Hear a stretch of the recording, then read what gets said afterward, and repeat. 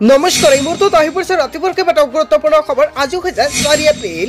লাখ লাখ মহিলাৰ একাউণ্টত চৰকাৰে প্ৰদান কৰিলে 10,000 কোটি টকা। যদি আপুনি টকা পোৱা নাই এতিয়াই দিয়ক আপুনি অভিযোগ। লগতে প্ৰতিগৰাকী কৃষকৰ একাউণ্টত সোমাই গ'ল 2,000 কোটি টকা। PM কিষাণৰ প্ৰত্যেকজন হিতাধিকাৰীৰ বাবে কেন্দ্ৰীয় চৰকাৰে কেইবাটাও গুৰুত্বপূৰ্ণ সিদ্ধান্ত গ্ৰহণ কৰিছে। অৰুণোদয়ৰ প্ৰতিজন হিতাধিকাৰীৰ একাউণ্টত চৰকাৰে প্ৰদান কৰিব 1250 টকাকৈ। যদি আপোনাৰ ৰেচন কাৰ্ড আছে আপুনি নতুনকৈ লাভ কৰিব 5টা আঁচনি। ৰেচন কাৰ্ড যদি নাই তেনে ক্ষেত্ৰত নতুনকৈ আপুনি ৰেচন কাৰ্ডৰ বাবে আবেদন কৰিব পাৰিব। অসমৰ মুখ্যমন্ত্ৰী ডক্টৰ হিমন্ত বিশ্ব শৰ্মাই জনতালে ভাল খবৰ দিছে। লগতে যিসকল ব্যক্তি চৰকাৰী ঘৰ পোৱা নাই অতি শীঘ্ৰে লাভ কৰিব চৰকাৰী ঘৰ।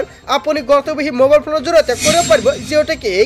লগতে কেইবাটাও ৰাজনৈতিক খবৰৰ লগতে অৰাজনৈতিক খবৰ যুগুত কৰা হৈছে আজিৰ দিনটোত। গোটেই অসম তথা ভাৰতৰ বিভিন্ন প্ৰান্তৰ পৰা যুগুত হৈছে কেইবাটাও ডাঙৰ খবৰ।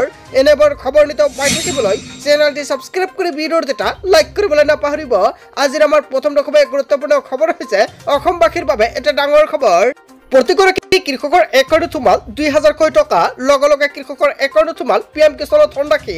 নতুন তালিকা মতে ধন পালে দেশৰ কোটি কোটি কৃষকে বাদ পৰি লাখ লাখ ভুৱা হিতাধিকাৰী। যদি আপুনি PM কিষাণৰ এজন হিতাধিকাৰী তেনে ক্ষেত্ৰত আপোনাৰ বাবে এটা গুৰুত্বপূৰ্ণ আপডেট আহি পৰিছে। প্ৰধানমন্ত্ৰী মোদীৰ এটা ক্লিকতে মুকলি হ'ল দেশৰ কৃষকৰ 22,000 কোটি টকা। আপুনি PM কিষাণৰ 2,000 কোটি টকা লাভ কৰিছে নে নাই? PM কিষাণ সন্মান আঁচনিৰ অধীনত কৃষকে লাভ কৰে বছৰত 3টাকৈ কিস্তি আৰু 6,000 কোটি টকা 3টা কিস্তি 2,000 কোটি টকা প্ৰদান কৰা হয় এটা বছৰত। PM কিষাণৰ ধন মুকলি কৰি দিয়াৰ পিছতে সকলোকে অভিনন্দন। প্ৰধানমন্ত্ৰীগৰাকীৰ পৰীক্ষা কৰক আপোনাৰ বেংক একাউণ্ট, আপোনাৰ একাউণ্টত আপুনি টকাটো পাইছে নে নাই।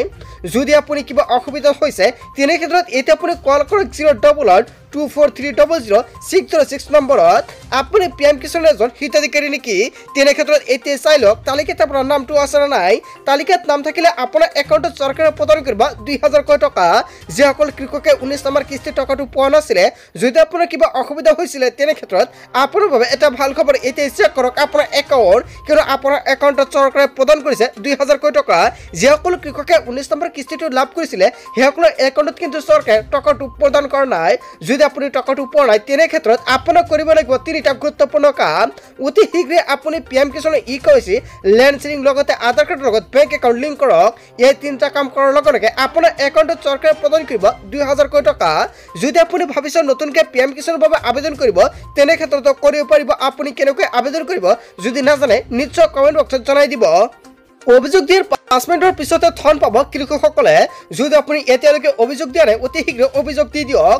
লগতে যদি আপুনি PM কিষাণৰ বাবে নতুনকৈ আবেদন কৰিছে এপ্ৰুভ হোৱা নাই নেকি, এনেকুৱা যদি সমস্যা হৈ থাকে তেনে ক্ষেত্ৰত আপুনি জনাব পাৰে।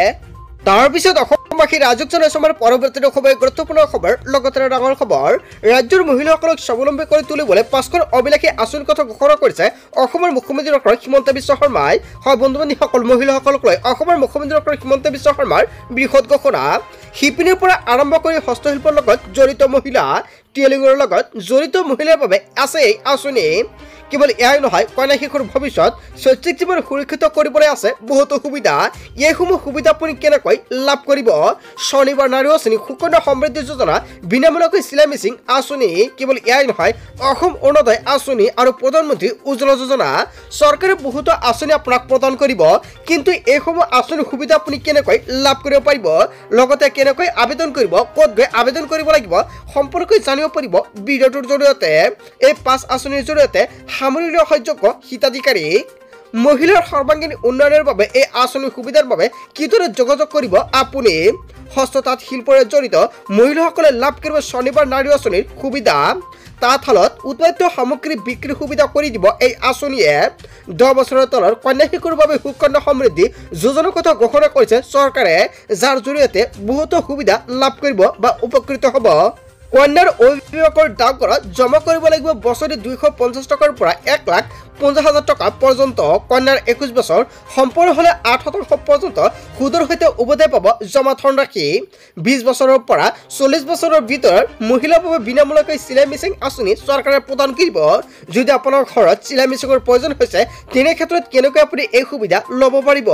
কেন্দ্ৰীয় চৰকাৰে মহিলাসকলক আত্মসংস্থাপনৰ বাবে প্ৰদান কৰি আহিছে বিনামূলীয়াকৈ চিলাই মেচিন। দৰিদ্ৰ আৰু অসহায় মহিলাৰ বাবে অসম অৰুণোদয় আঁচনি আৰম্ভ কৰিছে। পৰিয়ালৰ বাৰ্ষিক উপাৰ্জন 2 লাখ টকাৰ ভিতৰত হলে কৰিব পাৰিব আপুনি আবেদন। এই আঁচনিৰ জৰিয়তে ৰাজ্যৰ মহিলাসকলে লাভ কৰে প্ৰত্যেক মাহতে 1250 টকাকৈ। আৰু আপুনি যদি অৰুণোদয় আঁচনিৰ টকা পাই আছে তেনে ক্ষেত্ৰত আপোনাৰ বাবে এটা ভাল খবৰ। যিসকলে অৰুণোদয় আঁচনিৰ টকাটো আগতে পাইছিলে এতিয়া নাপাই নামটো কৰ্তন কৰিছে তেনে ক্ষেত্ৰত আপোনাৰ নতুনকৈ কৰিব লাগিব আবেদন। লগতে দহাইপুৰত লাখ লাখ মহিলাৰ একাউণ্টত চৰকাৰে প্ৰদান কৰিব 1250 টকাকৈ। গৃহহীনসকলৰ সহায় হোৱাকৈ প্ৰধানমন্ত্ৰী উজ্জ্বলা যোজনা আৰম্ভ কৰিছে চৰকাৰে। এই আঁচনিৰ জৰিয়তে লাভ কৰিব আৰ্থিকভাৱে দৰিদ্ৰ মহিলাৰ বাবে ৰাজসাহায্যযুক্ত গেছ চিলিণ্ডাৰ। বন্ধু বান্ধৱীসকল, আপুনি LPG গেছ চিলিণ্ডাৰ কেনেকৈ আবেদন কৰিব? যদি আপোনাৰ ঘৰত LPG গেছ চিলিণ্ডাৰ নাই তেনে ক্ষেত্ৰত আপুনি অনলাইনৰ মাধ্যমতে আবেদন কৰিব পাৰিব।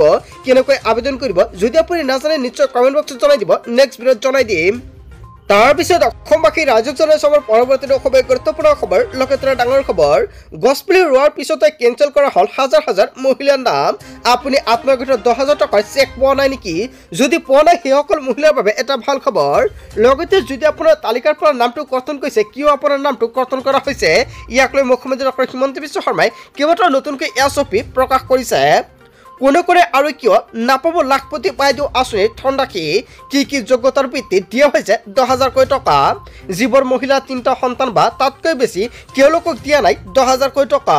উদ্যমী কাম বেছি সন্তান থকা মহিলাই কৰিব নোৱাৰে বুলি ইয়া মন্তব্য কৰিছে মুখ্যমন্ত্ৰী ডাঙৰীয়াই।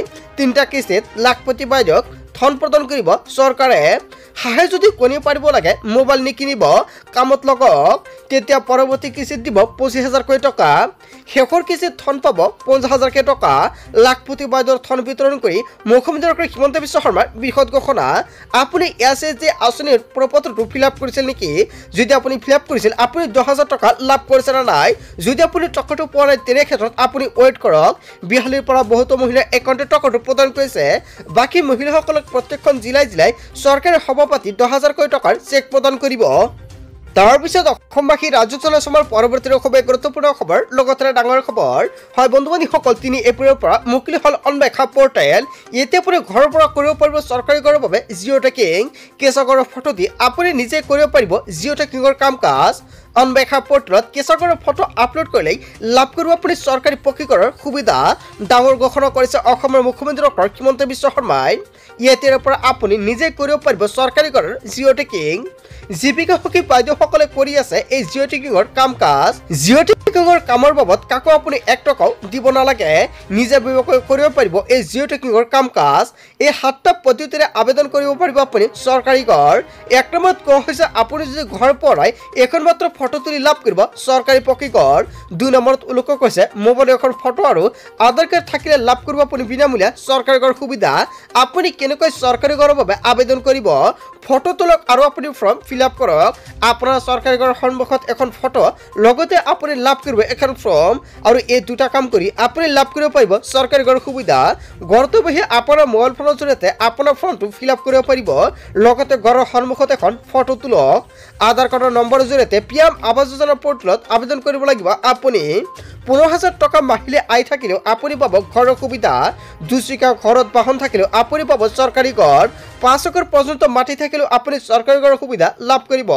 জিঅ' ট্ৰেকিং কৰি থকা প্ৰতিজন দুখীয়া পৰিয়াল লাভ কৰিব চৰকাৰী ঘৰ। জিঅ' ট্ৰেকিং কৰি থকা প্ৰতিগৰাকী দুখীয়া পৰিয়ালে পাব চৰকাৰী ঘৰৰ সুবিধা। 3 এপ্ৰিলত চৰকাৰে মুকলি কৰিছে অন্বেষা পৰ্টেল। যদি আপুনি এতিয়ালৈকে জিঅ' ট্ৰেকিং কৰিব পৰা নাই তেনে ক্ষেত্ৰত নিশ্চয় কমেণ্ট কৰি জনাই দিব। নেক্সট ভিডিঅ'ত জনাই দিম আপোনালোকে কেনেকুৱাকৈ চৰকাৰী ঘৰৰ বাবে জিঅ' ট্ৰেকিং কৰিব। তাৰপিছত অসমবাসী ৰাজ্যক জনাই চমৰ পৰৱৰ্তী খুবেই গুৰুত্বপূৰ্ণ খবৰ, লগতে ডাঙৰ খবৰ। হাজোৱাসকলক পঞ্চায়ত প্ৰাৰ্থী আজিৰ পৰা 11 এপ্ৰিলৰ ভিতৰত দাখিল কৰিব লাগিব মনোনয়ন পত্ৰ। সাজু কৰক 12 বিধ নথি পত্ৰ আৰু মানি চলক এই 26টা বিধি। ইলেকশ্যন খেলিবলৈ আজিৰ পৰা সংগ্ৰহ কৰিব লাগিব মনোনয়ন পত্ৰ।